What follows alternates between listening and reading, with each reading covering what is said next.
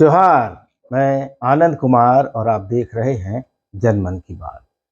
जनमन की बात में पिछले दो वीडियो में आपने देखा और जाना कि मधु कोड़ा के काल में विनोद सिन्हा, संजय चौधरी और उससे जुड़े लूट राज के सिंडिकेट के खात्मे में अहम भूमिका निभाने वाला राकेश पांडे कैसे विनोद सिन्हा एंड कंपनी के संपर्क में आया, कैसे उसे धोखा मिला और कैसे उसने अपनी जान जोखिम में डालकर संजय चौधरी के ईमेल से हैक दस्तावेजों को मीडिया, सरयू राय और जांच एजेंसियों तक पहुंचाया। आगे मैं बताऊंगा कि राकेश पांडे कौन है, कहां से है और कैसे वह झारखंड पहुंचा और कैसे एक बड़ा बिजनेसमैन बनने की उसकी चाहत पूरी हुई।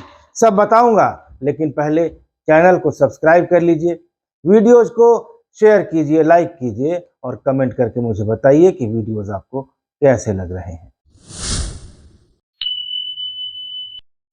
राकेश पांडे का परिवार बिहार के पूर्वी चंपारण जिले के मोतिहारी के सरोत्तर गांव का रहने वाला है। दादाजी पुरोहिती करते थे। पिता श्रीकांत पांडे पेशे से इंजीनियर थे और कुछ समय जमशेदपुर में टाटा स्टील में उन्होंने काम भी किया था।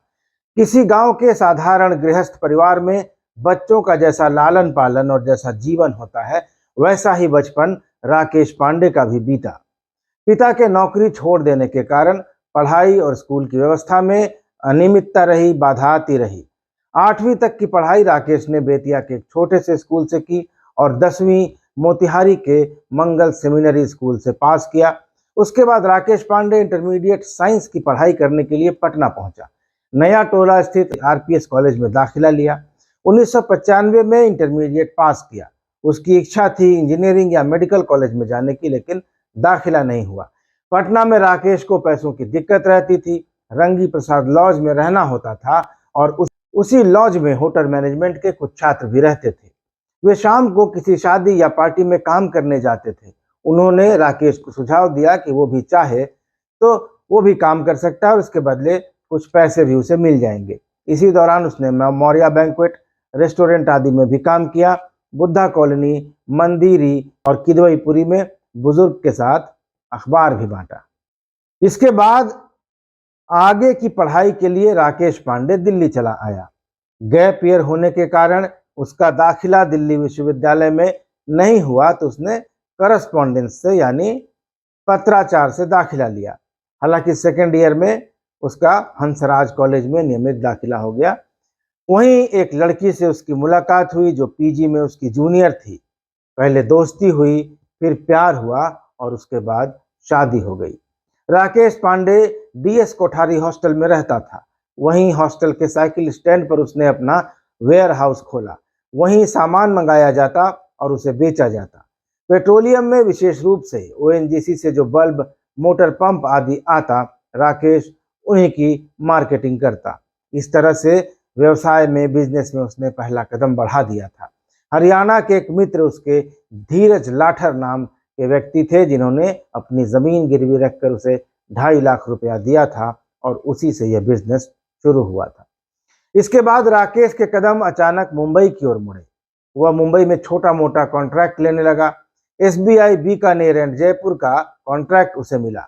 फंड और पूंजी ज्यादा नहीं थी। पाली हिल में ओमपुरी रहते थे। उनसे राकेश ने अपनी बात कही और उनके जरिए आसिफ भाई नामक इंसान से मुलाकात हुई और उन्होंने सूद पर उसे पैसे दिए। आगे चलकर रामगढ़ में, झारखंड के रामगढ़ में प्रदीप बलथरिया के जरिए मां छिन्नमस्तिका स्टील प्लांट से झारखंड में उसकी शुरुआत हुई और फिर झारखंड और बंगाल में वेस्ट हीट रिकवरी बॉयलर का काम शुरू हुआ।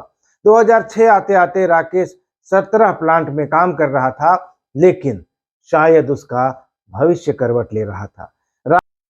राकेश की एक दिन एक महिला से मुलाकात हुई।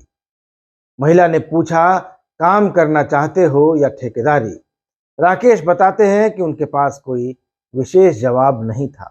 इसके बाद जमशेदपुर में विनोद सिन्हा से मुलाकात हुई और आगे की दास्तान आप पहले के 2 वीडियो में देख और सुन चुके हैं। राकेश बताते हैं कि उनके पास संजय चौधरी के ईमेल से हैक हुआ 500 पन्ने से ज्यादा का डॉक्यूमेंट पहुंच गया था, जो यह बता रहा था कि मधु कोड़ा और विनोद सिन्हा का साम्राज्य दुबई तक फैला हुआ है। ये सारी जानकारी उन्होंने दैनिक जागरण के रांची के संपादक संत शरण अवस्थी और प्रभात खबर के प्रधान संपादक हरिवंश को दी। इस तरह सरयू राय से भी मुलाकात हुई। राकेश कहते हैं कि मुझे इस बात की खुशी है कि 2006-2007 में झारखंड में व्याप्त भ्रष्टाचार के खिलाफ लड़ाई में सरयू राय का मार्गदर्शन मिला। उन्होंने झारखंड में व्याप्त भ्रष्टाचार पर एक किताब लिखी है, शीर्षक है मधुकोड़ा लूटराज, और मेरा यानी राकेश का सौभाग्य है कि उस किताब के लिखने में मेरा भी योगदान है। राकेश बताते हैं कि मधुकोड़ा वाले मामले के दौरान इंटेलिजेंस के कई अधिकारियों से उनका सामना हुआ। एक दिन एसआईबी यानी स्टेट इंटेलिजेंस ब्यूरो से फोन आया कि मैं फला अधिकारी बोल रहा हूं, आप मधुकोड़ा के खिलाफ क्यों हैं। दिल्ली में भी कई अधिकारियों के संपर्क में रहा और ये सब चीजें चल रही थी। मधुकोड़ा अपने मुकाम पर पहुंच गए थे, लेकिन उसके बाद राकेश के पास पैसे भी खत्म होने लगे थे। लेकिन कोड़ा कांड के दौरान उनका संबंध इंटेलिजेंस वालों से बना था, वो आगे चलकर फलीभूत हुआ। वे राकेश से काम लेने लगे और इस दौरान झारखंड में एसएसपी रहे एक सिंह जी से भी राकेश की पहचान हुई। फिर 2010 आते आते राकेश को लगने लगा कि उसे अपने लिए कुछ करना चाहिए। 2011 में ब्रावो फार्मा के नाम से उसने कंपनी रजिस्टर्ड कराई, एक कंसल्टेंट हायर किया और एक प्रोजेक्ट के सिलसिले में उज्बेकिस्तान सरकार ने जमीन दी।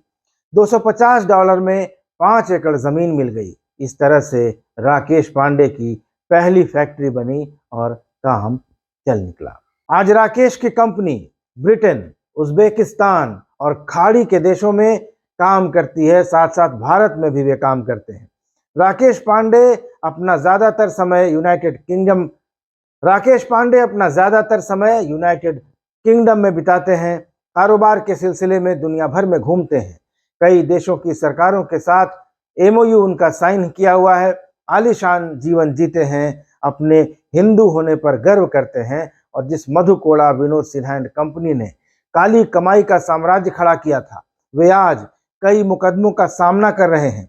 सुर्खियों में रहने वाले आज ये लोग गुमनामी में हैं और उन्हें गुमनामी की हालत में पहुंचाने का जिम्मेदार शख्स आज सफल उद्यमी और कारोबारी है। बात निकली थी यूट्यूबर मनीष कश्यप की गिरफ्तारी से और पहुंची कोड़ा एंड कंपनी के खात्मे के विसिल ब्लोअर राकेश पांडे तक। फिलहाल राकेश पांडे अपने जिले को आगे बढ़ाने के काम में जुटे हैं, वहां विकास के काम में जुटे हैं, समाज सेवा का भी काम करते हैं। हाल के दिनों में राकेश ने अपने गांव के लोगों को फ्री में कश्मीर फाइल्स फिल्म दिखाने के लिए एक पूरा थिएटर ही बुक कर लिया था। हो सकता है इस कहानी को सुनकर भविष्य में कोई फिल्मकार उनके ही जीवन पर फिल्म बनाने की सोचे। आखिर राकेश पांडे की कहानी भी तो किसी फिल्मी ड्रामे से कम नहीं है। वीडियो में आगे देखिए राकेश पांडे की लाइफस्टाइल की कुछ झलकियां और कमेंट करके जरूर बताइएगा कि वीडियो आपको कैसा लगा। अगले वीडियो में होगी मुलाकात, तब तक के लिए बाय बाय, नमस्कार। ये जो लोग आपके पीठ पीछे बात करते हैं उनकी टेंशन नहीं है, वो उनको मैंने ही रखा है, वो पगार नहीं लेते, काम बहुत बढ़िया कर रहे हैं। देखिए, मैं आप लोग सोचते हैं कि हर साल मैं एक वीडियो आप लोगों को दिखाता हूँ कि मैं बर्फ में बैठा हूँ और बर्फ में बैठ के मैं वीडियो बना रहा हूँ, तो इम्प्रेस करना चाहता हूँ कि है कहीं इम्प्रेस करे चाहते हैं राकेश पांडे जना भाई बहुत सुंदर हम वीडियो बनाई ले, हमारा में बहुत ताकत, वैसा बात नहीं है। एक बात ध्यान से सुनो, अगर सिर्फ बुरे लोग ही बुरा काम करते तो उन्हें रोका जा सकता था।